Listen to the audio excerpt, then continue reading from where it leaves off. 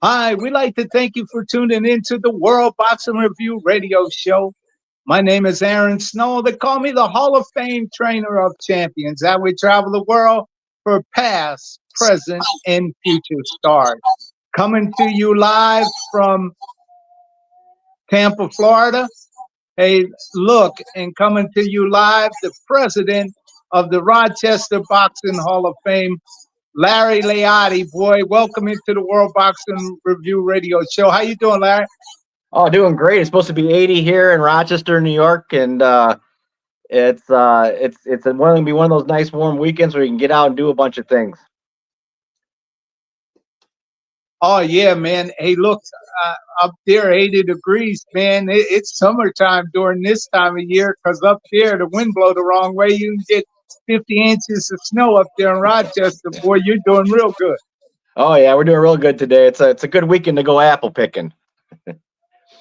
Oh yeah, they have the Apple Fest up that way, don't they? Yep. They have the Apple Fest. They have a bunch of other festivals going on. A lot of those farms do different things to entice families to come out and ride the hay wagons and see the haunted hay rides and pick apples and eat some of those freshly made donuts that are deep fried. They come out warm, and then just peel the crust right off of them. I can't beat it. Hey, look, man, we're gonna hop right into some boxing news that's going on around the world. We're going to take it right over to the Thriller in Manila, man, over there in the Philippines. It's the 50th anniversary of the great fight between Muhammad Ali and Joe Frazier, man. What a barn burner that was 50 years ago, man. Well, what do you think about that great fight 50 years ago, Larry? What a great fight it was. And, I know that between Frazier and Ali, their youth and their prime had passed, but you're talking about two guys that battled each other to almost death and didn't stop and didn't stop and didn't stop, and then the way it ended, and the fact that you hear from Ali and Angelo Dundee years later that Ali was about to quit himself because he couldn't take any more. Just that whole battle of the wills and the way that trilogy ended, I don't know if you could ever have a trilogy like that again, especially with the way boxing is nowadays. You get a bad cut and they stop the fight. It wasn't like that back then. No, it was a battle of nutrition, and you were right. Ali said that Eddie Futch came in and stopped the fight because Ali was just getting ready to do the same. But it shows a mark in history that's second to none. Don King, the world's greatest promoter, those two fights, the Thriller in Manila and the Rumble in the Jungle, is a trademark that set him into boxing promotion of his long success of great fights that he did. And that's just one of them with the Philippines, their government, and the president, Marcos, and all of them that were all part of that to bring a great event.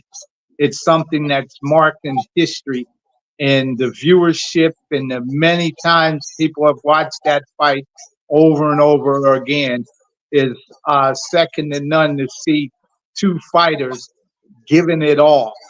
And then both of them sitting on the stool, and one just said he had enough before the other one had enough. And you can't mention Muhammad Ali's name without mentioning Joe Frazier's name right behind it. And, two gold medal Olympic winners too, man, to show that, the Olympian spirit was in the ring, and as they were successful as amateurs, they were just that much successful in the pros. But they had some events over there in Manila that part of that 50th anniversary. Larry, talk a little bit about that. Yeah, my friend Eric Schmidt, and a lot of people in the boxing community know who he is. He's an avid boxing fan, goes to all the Hall of Fames. He's helping with their setup over there as far as bringing in talent and the fights themselves.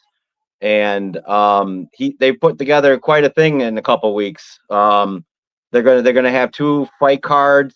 They're gonna have 3 title fights. They're gonna bring in a ton of celebrity guests. I know Lonnie Ali's going, Jackie Frazier's going.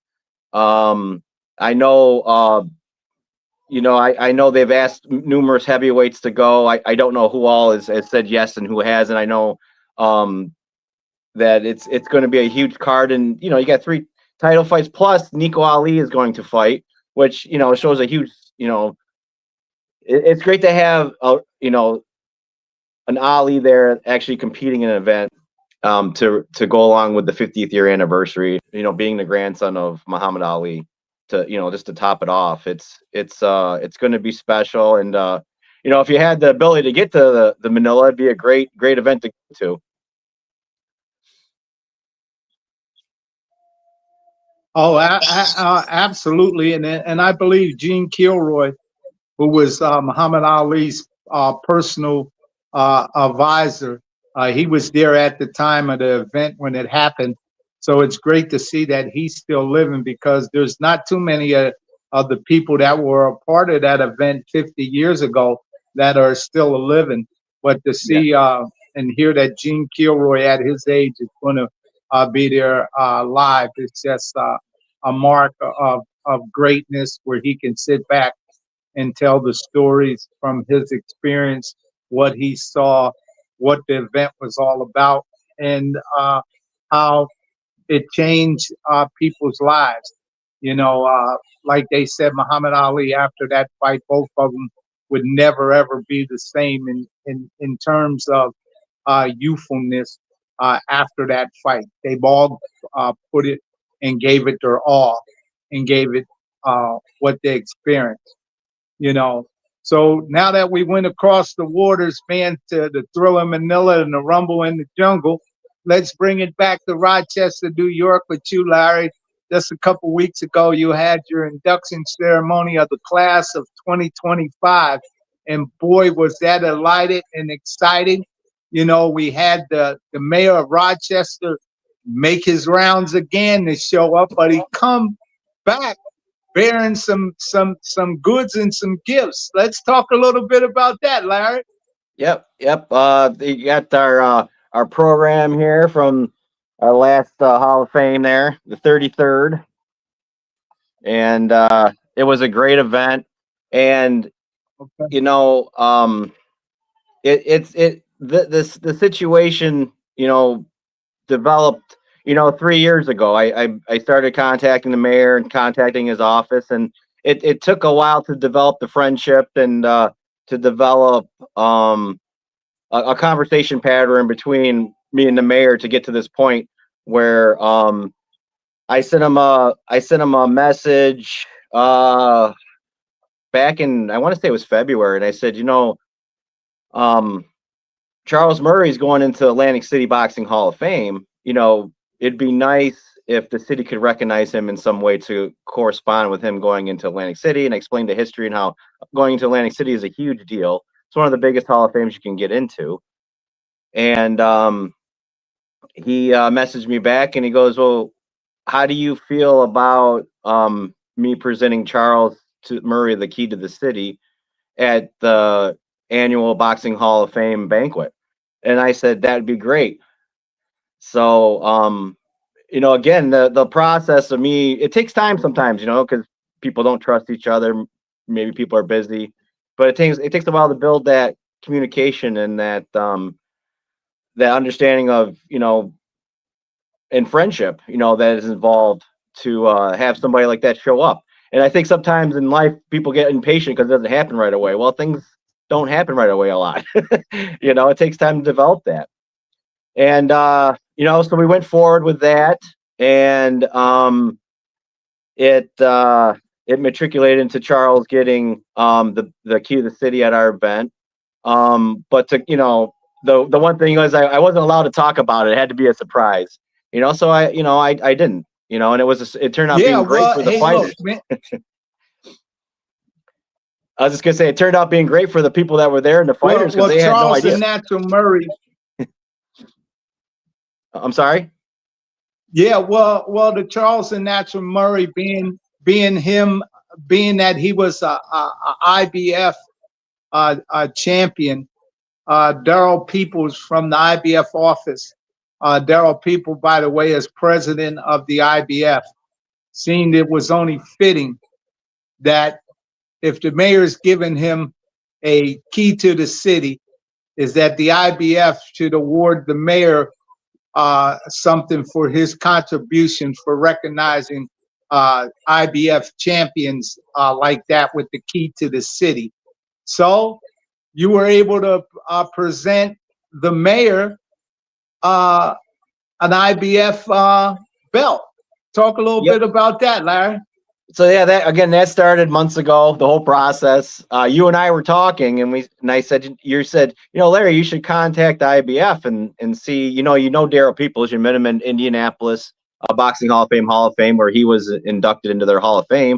And yeah, I said, yeah, let me see what I can get. And you said, I think you can get a belt. And I said, oh, you think so? He goes, yeah. Let me call and see what you got to do. So I think it took you a couple of days. You called me back and you said, okay, these are the people to email, tell them what's going on in Rochester. And I did. And I heard back from them about a month later. And yeah, they were more than willing to do that, to give us a belt to present to the mayor. So, that's how that process worked out. And it worked out great. So thank you, Aaron. Oh, you're welcome, man. And thank you, Daryl Peoples from the IBF, to watch and look out for great things that the community of boxing is doing in order to give back, and, these boxing organizations always are getting beat upside the head by people that don't understand who they are, what they do, and how they change young men's lives and how they change communities by the things that they input of good in the community. It all ain't about money. Sometimes things get funny, but one thing that we know is that these boxing organizations are on the ground running with the kids. The kids know who these belts are, what they represent, and who the champions are of these divisions. And also, I want to thank the WBC, who was a sponsor also with the Rochester Boxing Hall of Fame. And there was a WBC belt given to the mayor last year from the WBC. So, the only thing left is to make him undisputed. That's right. We got to work on that. We got the WBA and the WBO to talk to next, right?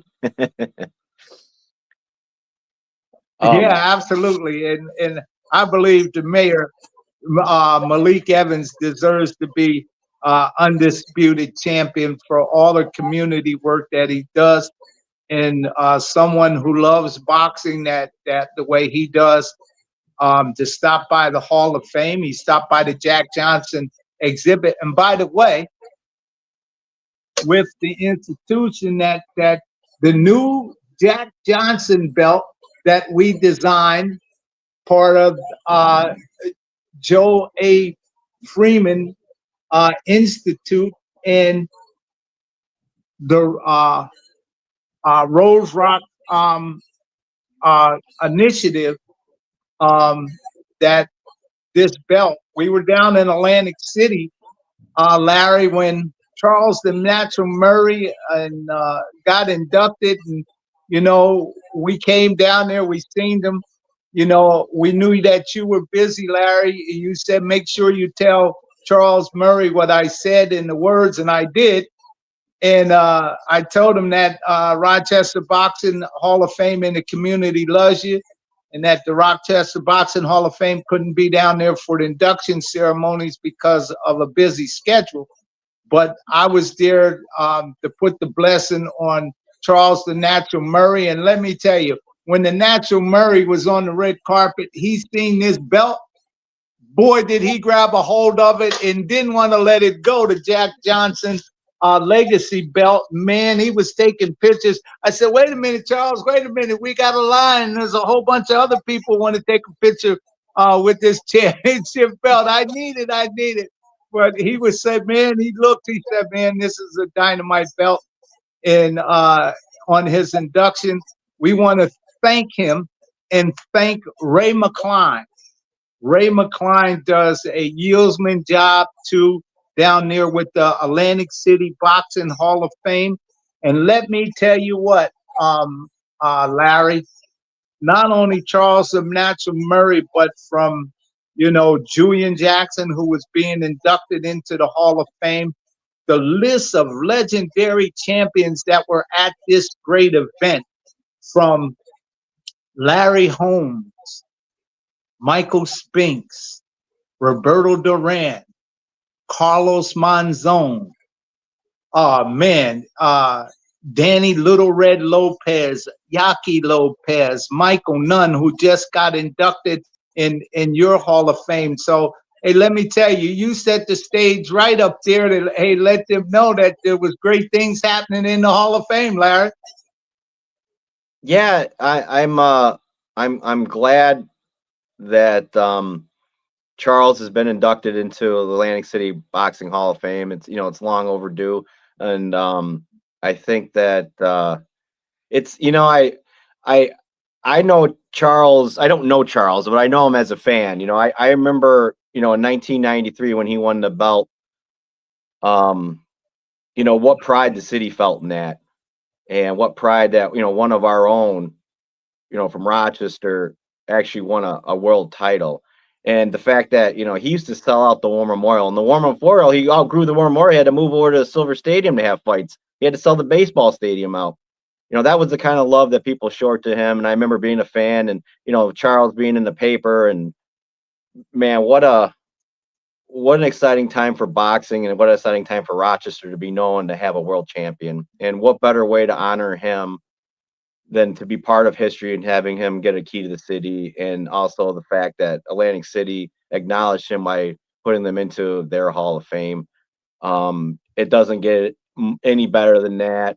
And, you know, on the 14th of October, I was contacted by Adam Bellow's office, and they're going to give Charles Murray a proclamation for Monroe County and the city of Rochester right down at the legislature meeting at 6 o'clock.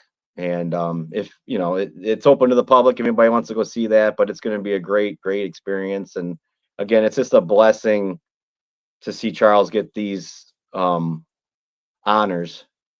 So we're talking about inside of a month. Yes, Charles inside of a month. Murray, man, inside a month, he's getting a key to the city of Rochester. He got inducted into the Atlantic City Boxing Hall of Fame last Saturday. Yep. And now next week, you're telling me, breaking news, that he's going to get a proclamation from Monroe County in New York. Man, Charles Murray, boy, it don't get no bigger than that. No, boy, you're doing it big in Rochester. Well, it's long overdue. And, you know, it's funny because I wonder what Google would say. So I typed in Charles Murray key to the city, and, you know, it came right up. It said, yes, Charles Murray received a key to the city September 20th at the Rochester Boxing Hall of Fame banquet. And what a great feeling it was to see that and to be part of history. And, you know, I just, something like that, just it gives you, it makes you feel warm inside. Oh, yes. Anytime you see somebody receives those high accolades awards from the mayor's office for, you know, the great community work that Charles Murray does at that Jackson Community Center with all of them youths. And most champions, once they make it, they leave up out of their city and they never look back to give back, to help the people. They never come back to do anything with their community anymore. It's like they outgrow their city and they don't want to be a part of it, or the city don't want to welcome them back. But Malik Evans, Mayor Malik Evans, it looks like he recognized the contribution that Charles Murray's doing, along with Monroe County, where Rochester sits in Monroe County. And it looks like they want to be a part of recognizing who Charles the Natural Murray is to award him with a proclamation from Monroe County for his great work that he does also in the county, because he gets kids and goes work with kids all through the county. So they're recognizing his contribution. And let me tell you, and you know, also what happened just a week or so ago, Terrence Crawford, he received accolades. It seemed like he got a key to city too, from his city, but his birthday party, the police wanted to pull a gun on him. So I'm glad it happened to the Charles the Natural Murray. But Crawford had some scary things happen to him. I don't know if it was a mistaken identity, but Crawford has lived there all of his life, you know, and it don't look like he's moving anywhere. I'm pretty sure they knew who he was, whether it was a joke or they're playing around, but that's something serious to have a gun pulled on you like that. Yeah, it's a shame that in this day and age, with all the technology we have, that stuff like that still happens. You know, it's such a shame. You know, you can't tell me once those cops ran those plates, they didn't know who that was. It's just sad. You know, there's no need for that. Yeah. There's no need for that in this. It's, you know, I mean, what did the key to the city open up for him? A jail cell? I mean, it's just stupid that even happened. Yeah, you're absolutely right, man. So, you know, let me go down the list of people that were down there, and so, you know, people that were going in. And excuse me if I missed anybody of importance. No pun intended. But when Charles the Natural Murray was being inducted, along with that, Julian Jackson, but there was a host of people. And I'm going to go down this list, man, just a few who come to mind. Jay Torres. Jay Torres is doing a yeoman job. He makes all kind of uniforms. He's a dynamite graphic artist. In the work that he did with the posters and all of that, he light that place up, Atlantic City at the Hard Rock. Ray McCline, his organizing skills to get all of these egos into one place, and for all the egos to have a good time without, you know, anything. It's just a yeoman job to be to do something like that. And I want to thank him, and who's the president, and Rod Green, who's the vice president, for their work, and all of their members in their board for a job well done. But Ray Mercer, former gold medalist, Chop Chop Coley, a champion, Jackie Frazier, the daughter, a champion in her own right, the daughter of Joe Frazier, she was there. Charles Brewer, Ron Turner, a heavyweight from New York, Henry Hascott, president of the New Jersey Boxing Hall of Fame, Danny Little Red Lopez, a legend in his own, Yaki Lopez, another legend, Russell J. Peltz, another legend, Nate Miller, a former WBA cruiserweight champion, Carlos Zarate, boy, he's a legend too.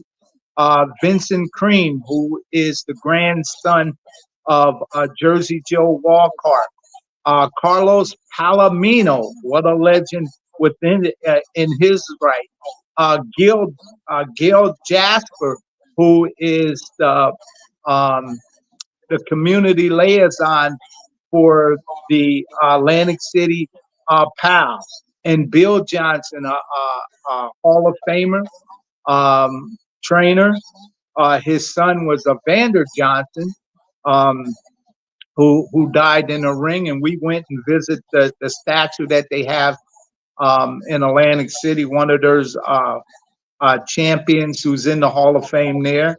They were there. How about Sean O'Grady? Sean O'Grady, man, what a name in his own right.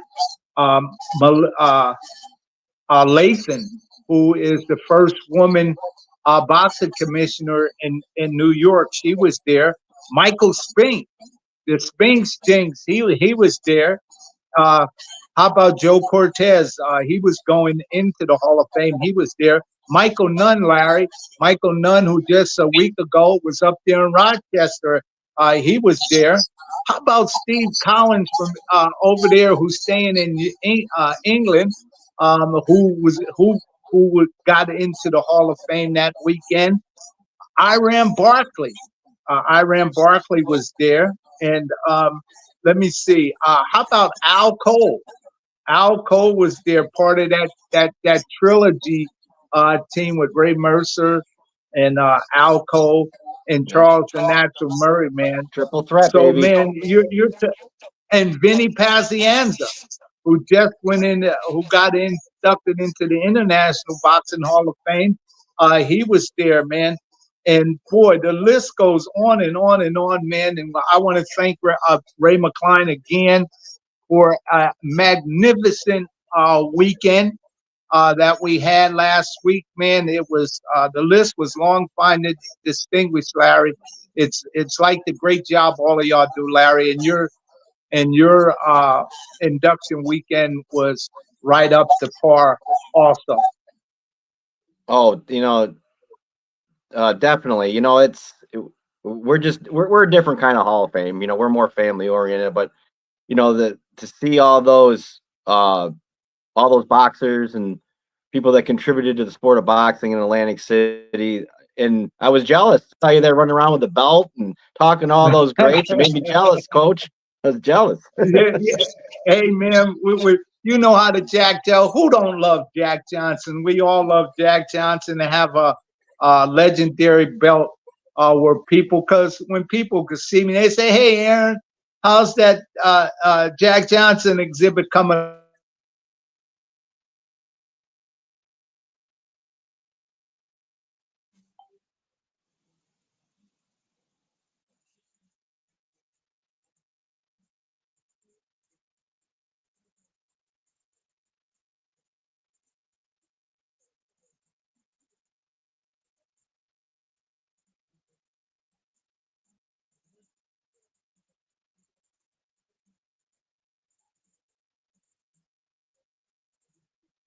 Hey, Coach, I think you're frozen.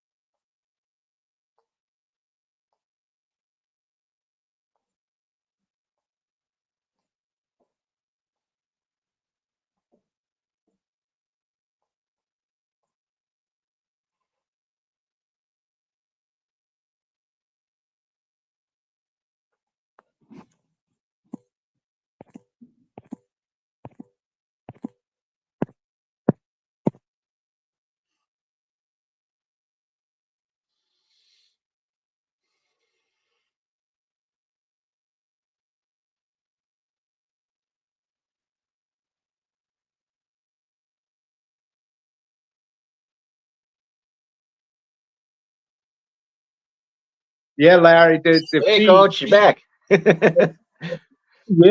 the feed. Something happened. The feed. You know how it spins. The feed dropped out. But we're right back at it. Yeah, to go on to say that. But let me tell you, let's go a little bit through the boxing news, Larry. And I'm sorry about that to the listening audience. No, this is what happens when you're streaming all around the world. Hey, look, sometimes it glitch. Hey, if Netflix, as big as your operating system is, if they can glitch and fitch and go out, us little guys don't stand a chance. But little guys are giants too, and we're carrying the news the way it's supposed to be carried. Oh, Let's dig definitely. into some now. What's I was that, gonna say Larry? it's not like you're not coming. We're talking across the whole country too. You're in Florida. I'm in New York. Yeah, yeah, and it's streamed into the platform. But let's go down some boxing news, some announcements. Hey, look, the reigning WBA junior lightweight champion, Lamont Roach Jr., will be moving up to 140 pounds to face Cruz for the interim WBC junior welterweight title on December 6th on PBS. Man, that's a dynamite fight. It looks like since Gervonta Davis refused to fight the rematch and moving on to Jake Paul, it looks like Roach has made an adjustment with his career and plans. He's saying that he ain't going to wait around, is that he's going to keep it real, and he's going to move right into a fight with Cruz, man. That Cruz fight, this is going to be a good fight. You know, what do you think, Larry? Oh, it's going to be a top fight. It'd be one to watch, and hopefully it's on regular PBS. Hope you don't have to pay for it. Hope it'll be on. I believe Amazon Prime has Premier Boxing, but yeah, that's going to be one to watch. It's going to be a barn burner, knockout, supreme. I like Roach, but like you said before, he's been beaten before. Where Cruz, I don't know. Like I said, it's gonna be a good fight. The styles are going to go well together. You got a guy that likes to, chase somebody down and hit him, and you got a guy that likes to play defense. So it should be a dynamite fight.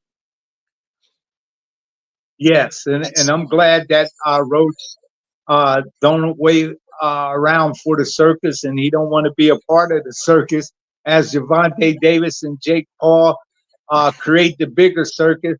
What's going to go on?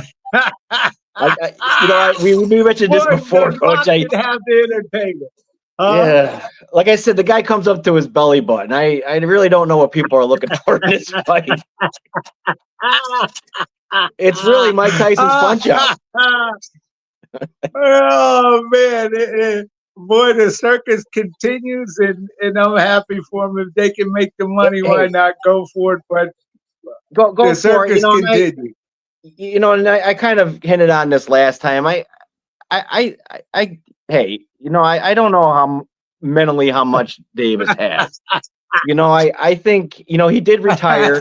Don't forget that he did retire. I think there's some burnout involved, and there's a lot of money involved in this fight, and I think he took it, and I don't know how much more he really wants to continue. I mean, I think that's the reality of it.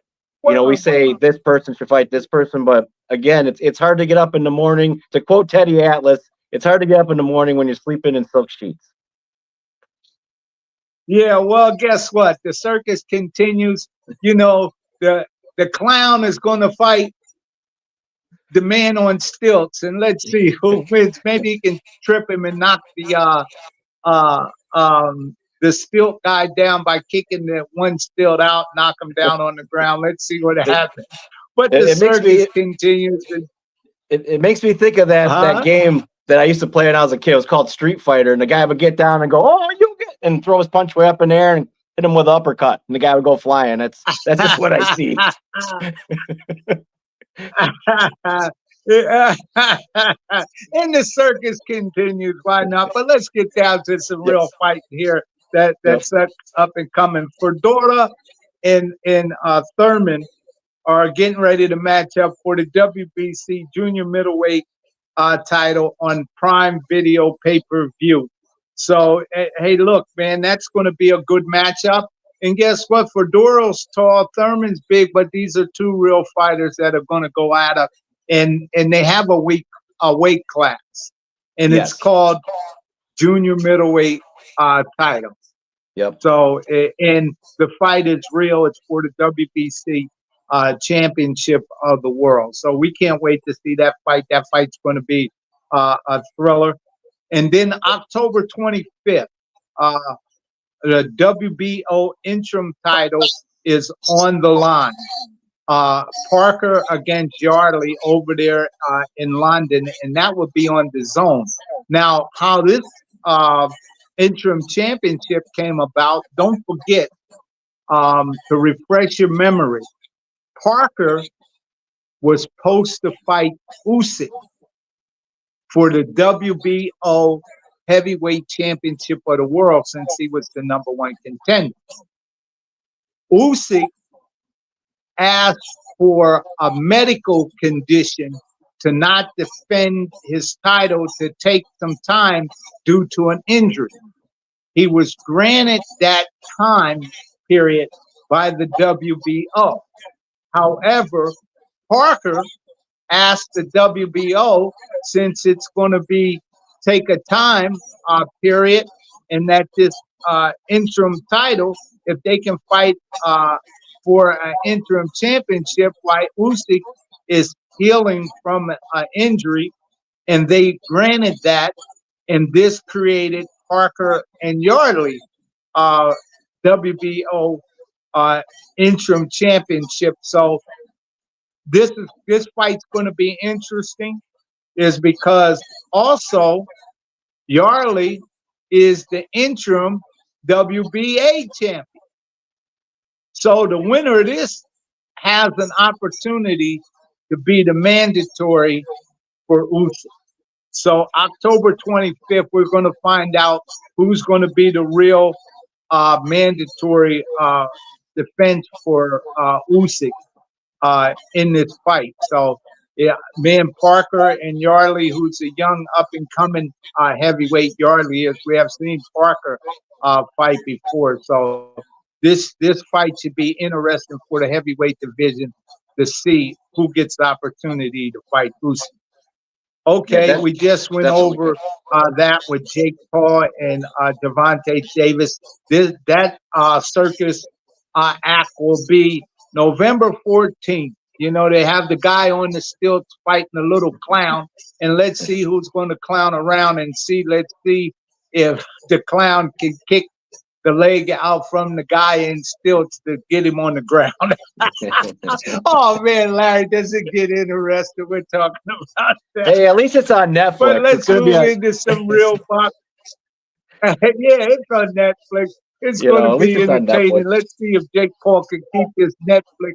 Let's see if Jake Paul can keep his Netflix ratings going. But on November 15th, a real fight in a rematch fights, Chris Eubanks against Conor Benn in a middleweight fight in London. That's going to be on DAZN. Man, is that a great matchup too? They fought before. This is a rematch. And I think the second fight should just be as interesting as the first. What do you think, Larry? Oh, definitely. You know, if I remember right, Ben won the first one, correct? Yeah, and that was a surprise. People thought that I can't think of his name right now, but they thought he was going to win, and he didn't. He was able to trap him and use his veteran skills and his training to outmaneuver him. And we'll see what happens this time. And they don't like each other, so it's going to be a good fight. Yes, it is. And the dads came out. That was an interesting thing. But yeah, that should be an interesting fight, just like the first one was interesting. And then you have in the rumor mill about Anthony Joshua, what he's contemplating. I think him and Eddie Hearns are sitting talking to find out how they can get Anthony Joshua's fight career back on track and see if he can challenge right back for the heavyweight championship of the world. But I think what a fight the public would love to see Anthony Joshua fight is him and Tyson Fury. I think that both of them are at the point in career that they need each other. And boy, would they pack a stadium to see them two match up, even at this stage of the game. It's an interesting heavyweight fight. Both of them been heavyweight champions before, 1 and 2 times, both of them. And to see those two guys, they may have missed it when they're young, but if them two can get it together with the ego, put the egos aside and say, let's give the people what they want. We want good fights. and at the stage where both of men are at, I think this would be a tremendous fight. It would be a fight that boxing fans around the world would tune in to see these two giants go up against each other, man. You know, 169, the other 6'7", and boy, to see those big two heavyweights in the ring clashing like that, it's just simply amazing. What you think, Larry? I think it should be the biggest fight in England's history between two great heavyweights, as far as, you know, definitely as far as money intake. I mean, they're gonna pack that arena. They'll probably have people listening outside because that place will be so packed with people. And you know, it's going to be huge for England, huge for Europe.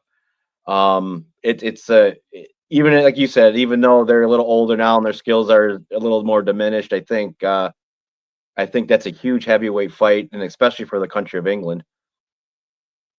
Oh, no question. With Anthony Joshua holding the record in England for a sellout crowd with over 93,000 people, I think it is. And Tyson Fury right beside him, who's second with the record for attendance at, I think it's 90-some thousand. Man, to bring those two type of talents together, and man, give the people what they want, man. No, you know, you're fighting, trying to find out who to think to fight, that fight. Both of you are at the stage of your career. Both of you contemplate retirement and all of that. And you've both been off for a while, man. Make a go at it. It's one of those great fair fights, man. It's a contender fight, and you know, I think people would just marvel at that.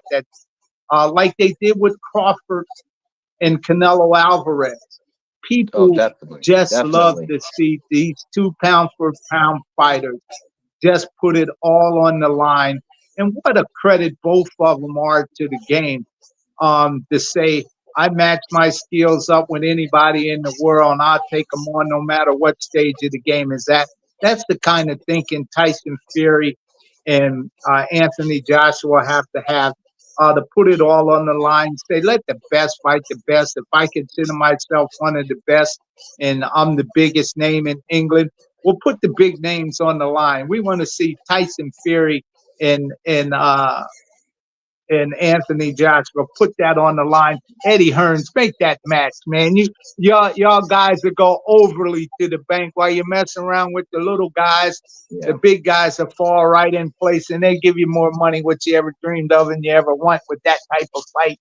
And man, Tyson Fury, man, you're a character. You like it big, and when you got a belt like this here, you know, maybe you can fight for the Jack Johnson legendary championship belt while you at it. You know, little man of giants doing, no question about it. Jack Johnson was phenomenal because he would match his skills up with anybody in the world, you know. And when they were chasing him down, trying to get him to fight, he just at one time said, look, well, Wilfred, I'm just going to put it on the line. Come on, I'll take him on the fight. And that he did, even though he came up short. But they finally pushed him to the limit till he said, I'm going to do it.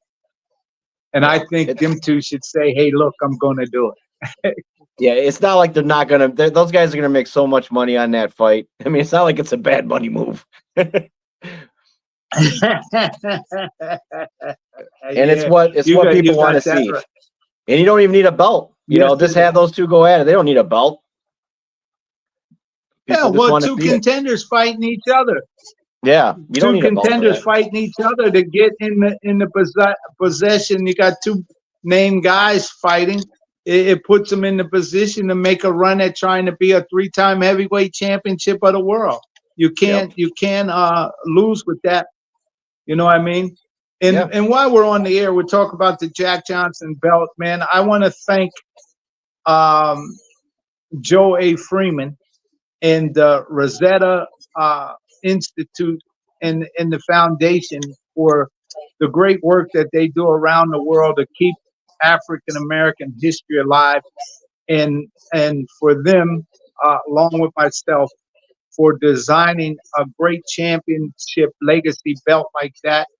and thank that institute so much for all that they do. You know, it's 700 these replica belts that are going to be out in November. We'll be getting the rest of the information out of how people can acquire a replica of this legendary belt, you know, to help support the great work that we try to do to keep Jack Johnson's legacy alive in history around the world, man. So it's phenomenal work that they do, and I'm glad that I was able to partner with them and sit on their board of directors of the great work that they're doing around the world, and for them to reach out to me and let me be a part of something great as yourself, Larry. You know, to have the Jack Johnson exhibit at the Rochester Boxing Hall of Fame, and the reception that we got. And when we had it there, all the publicity that we got for having the Jack Johnson exhibit there, I want to just tell you while you're on the line, thank you so much. And guess what, Larry? Those coasters that you designed for the Jack Johnson exhibit with our logo on it and all of that are around, you know, and also the Muhammad Ali coaster set that you designed and made yourself, man. I want to thank you for all of that, Larry. You're a gentleman and a scholar. And boy, you did great work, Larry. I didn't know you had all these skills, man. Next thing I know, this stuff is popping up in the mail. Come on with it, Chip. Well, you know, it's where'd you get these skills from? You know, it's just from working at a machine shop and meeting people and getting help from people. Like, you know, you've met Judd. He's such a good guy. You know, if I ever needed help with something, he was willing to take the time and teach me. And, you know, other people that have helped me with design stuff and the ability to machine parts and make parts come out the way they're supposed to. And that's how, you know, it's how it happened. You know, I picked the trade up later in life, and it's been a great experience. And it's a good way to pay the bills. Well, yeah, it's a great way to pay the bills.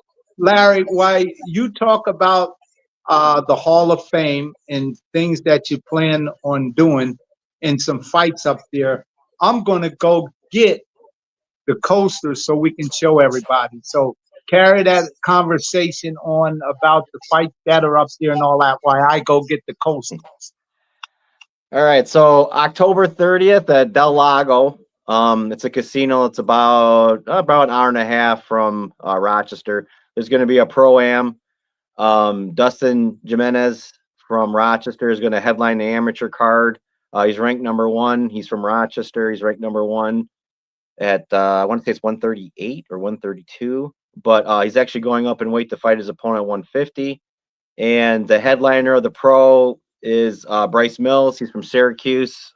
Really nice guy. It's going to be a great card. So if you're in the area and you want to watch some boxing, Del Lago, October 30th. I believe the doors open at 5:30. First fight's at 6, but the tickets are available on Ticketmaster. And it should be a great show. And there's a lot of local kids here from Rochester that are participating in the pro-am and in the amateurs event part of it. So come out, support Rochester, and support those kids. And support Bryce. Yeah. You know, again, he's from Syracuse. I know he's not from Rochester, but hey, he's still local. You know, Syracuse isn't that far. I drive up there for basketball games all the time. Oh, absolutely. And what we were talking about, these coasters that Larry made for us. If you can see right here, our logo with the Jack Johnson exhibit he made. The coasters that it sets in right here. This goes in there like that, where we put the Jack Johnson cups that we have. But look how well designed this is. It has the Rochester Boxing Hall of Fame on it. that he designed for us, man. What a tremendous gift, Larry, man. I was just, when I seen this, I said, look how well crafted this stuff is that he makes. Look, you could see the exhibit on there, you know. And when I got this, I said, man, this is really, really, man, a great surprise. But he knew that, you know, where I got my start with Muhammad Ali up in Deer Lake, Pennsylvania. And then Larry, the medal that Muhammad Ali lost, where he threw in the river, Larry made the design of his 1960 medal for the coaster. Look at this. Look how well it's crafted. It's just like the medal from 1960 Olympic. And then what he did, as he put the Jack Johnson thing with the Rochester Boxing Hall of Fame, look at this. He put the Olympic logo on this, man. Man, Larry, this is the jewel. Man, it really is. It's something unique. It's something special, man. And Larry, man, let me tell you, man, I'm just elated for all the great things that you do for people, man. And thank you so much from the bottom of my heart. Me and Michelle, we appreciate this here gift. It's a tremendous gift. You know, when people come, you know, to the house to sit down, man, to see stuff like that, man, it's just it's something special, man. Well, good. I'm glad you enjoyed them. And also, Brandon Rao also helped tremendously with the development of those coasters. I want to make sure I let them know that he's a great guy too, and he helped out with those coasters. And a guy I work with, he's an engineer. Wow, man, tremendous engineer, man. Yeah, and you know, Larry, you know, the Rochester Boxing Hall of Fame President Larry, sorry if you're just tuning in, but y'all do so much great work at your job to help people, man, with prosthetics and all of that kind of stuff. Is that correct? Yes, we have a contract with Carestream. We make all kinds of X-ray machines, ultrasound machines, prosthetics, fingers. We make so much. I can just go on and on and on about all the great things we make at where I work. But it's been a really great thing for my family and I. And it's a good field to get into if you know you're looking for something to do and you're good at math and you know you're good with your hands. Yeah, so you're a machinist too, other than being the president then. Yep, I'm a machinist. I've worn a lot of hats in my life. You know, I've worn a lot of hats, and it's well, hey, look, man, you with that stuff that's crafted, man. Did y'all do a great work with this here, and it's a great gift right here. Look at that. The coasters are the Jack Johnson exhibit and the Muhammad Ali gold medal. Take out the coasters there and show them the inside. Oh, yeah. I have to do this. I have to take out this. And at the bottom of the coasters, look at that. That's the Muhammad Ali medal, man. Isn't that special? Man. And from the 1960 Olympics, let me do the Jack Johnson one too. We take it apart. Hold on here. Hold on. And bang. That's so you don't mix your coasters up. Yeah. It's something special, man. Yeah, so all the fighters that came this year got coasters. So Michael Nunn got coasters, Henry Tillman got coasters, and Freddie Ladd got coasters. So they each got individually designed coasters. And you know, I like to do something special for those guys when they come up. You know, I like to do something special for the honorees when they come up, so they always remember Rochester. Well, it's hard not to get Rochester. And let me tell you, the Rochester Boxing Hall of Fame, what they do is when you get inducted, they give you this great shirt, right? And let me turn around here if I can. Maybe if you can see it. All the names of the recipients of the inducted and got that award, being inducted as a trainer is on the back. You know, and for me, mine was Angelo Dundee, Emmanuel Stewart. Man, there's a lot Yeah, there's a lot on there, just off the top of my head. So, Larry, when does the now that 2025, man, it went so fast, and the time has come, and the time has gone. You know, all the restaurants and all of that. What does 2026 look like for you? And when does that procedure start? What do you do? Do you sit back? Do you wait? Or you jump right into looking at different things? And what are you going to do for 2026? Well, we start talking now, but we don't usually pick anybody or vote on it until about February. You know, it's tough to keep everybody together for the holidays.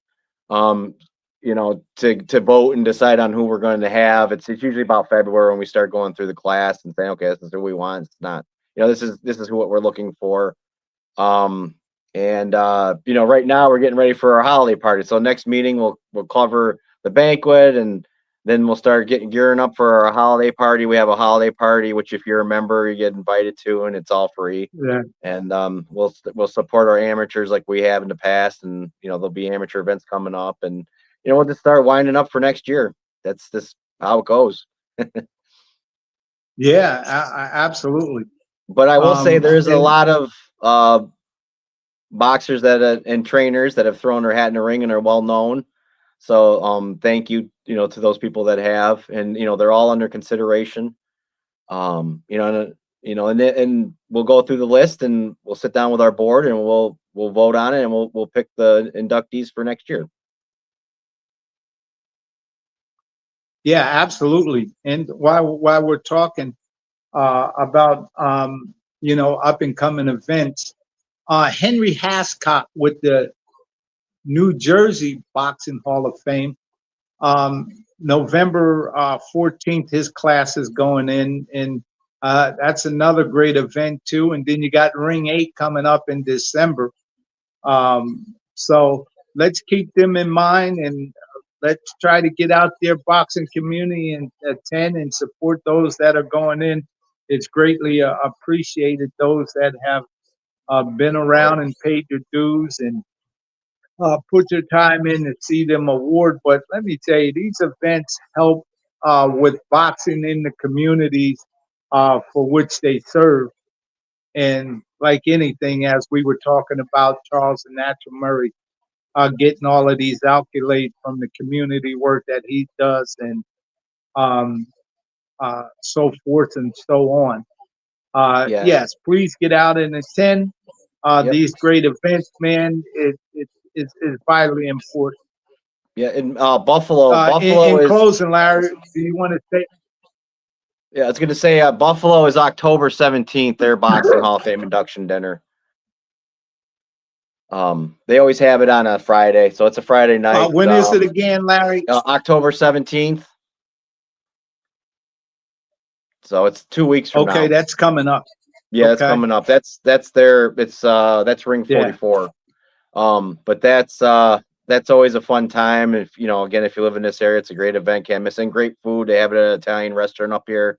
The Palos, the guy that used to be a wrestler, he has it there at his restaurant. His family still continues it on. I know he's no longer with us, but the family continues it on. And you know, it's a great event. A lot of good food. And there's a lot of local honorees from Buffalo that are getting inducted this year. Oh man, it's a beautiful thing. It's beautiful to hear that these events going on, man. So we're just asking everybody attend those great events. And anything in closing, Larry, you want to say? Just thank you to the people that made the trip here to Rochester, New York, to support all Hall of Fame. I mean, we had, Tito Casio came up from Florida. William Vargas came over from New York City. Cello Man came up from Florida. Fitz came across the border and supported us from Canada, and his buddy Tom. And, Michael Nunn, Freddie Ladd, Memphis. Michael Nunn, Iowa, came from Iowa. Henry Tillman from LA. And also to the local people like Brian Nix, thank you so much for coming out. It was good to see him. It's been a while since, he's moved back to Rochester, and it's good to have him back in our community. Oh, absolutely. And I want to thank each and every one of them personally for attending too, man. I'm glad they can make it and be a part of it. We streamed it live from there. It was great that we were able to do that.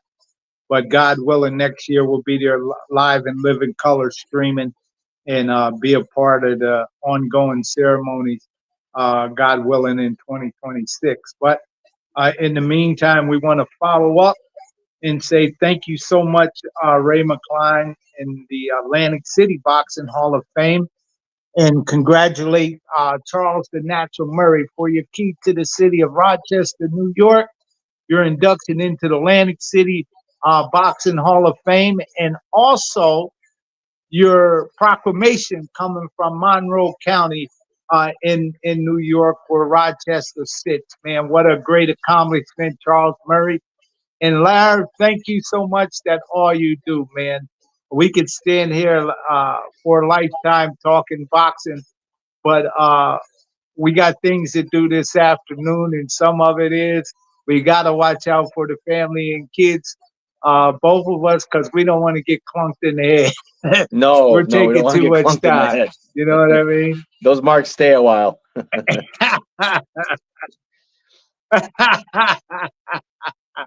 Yeah. Hey, look, Larry, as always, man, thank you so kindly for coming on and spending your morning talking boxing on the World Boxing Review radio show. My name is Aaron Snowell. They call me the Hall of Fame Trainer of Champions. And we travel the world for past, present, and future stars. See you next week. Same time, same place, same channel.